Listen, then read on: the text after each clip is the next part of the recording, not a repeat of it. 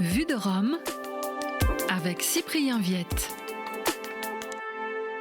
La séquence datant de la visite du pape François à la cathédrale de Bruxelles en septembre 2024 est alors passée inaperçue, mais elle a été reprise sur les réseaux sociaux quelques mois après l'élection du pape Léon XIV.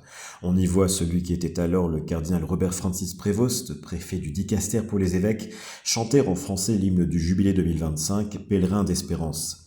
Cette vidéo, semblant montrer l'aisance du nouveau pape dans la langue de Molière, a conduit certains observateurs du Vatican à le situer comme francophone. Pour autant, ceux qui ont eu l'occasion d'échanger avec le pape américano-péruvien ne le décriraient pas exactement comme fluent en français, pour utiliser un terme anglophone.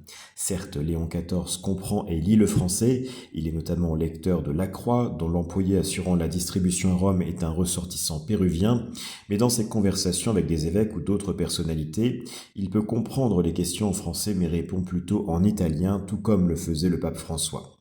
Le pontife argentin, qui avait lu de nombreux livres en français durant ses années de formation comme jésuite dans les années 1960, avait une connaissance assez fine de la spiritualité française, mais il a rarement franchi le pas d'une expression publique en français, à l'exception du canon liturgique lors de certaines messes célébrées dans des pays francophones. Pour sa part, à plusieurs reprises, Léon XIV a lu intégralement des discours en français, notamment lors de sa rencontre avec les catéchumènes et néophytes organisée lors du Jubilé des jeunes en juillet dernier, et aussi lors de son voyage au Liban en décembre 2025.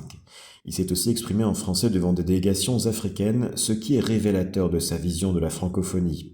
En effet, malgré son ascendance normande, Léon XIV connaît peu la France en tant que telle. En revanche, il a visité à plusieurs reprises la République démocratique du Congo lorsqu'il était prieur général des Augustins. Pour le pape, l'effort linguistique sur le français ne traduit donc pas seulement une attention portée à l'Hexagone, mais relève surtout d'un regard porté sur l'Afrique des Grands Lacs, une région traversant de nombreuses souffrances, mais qui constitue aussi l'un des principaux pôles de croissance du catholicisme dans le monde. Vue de Rome.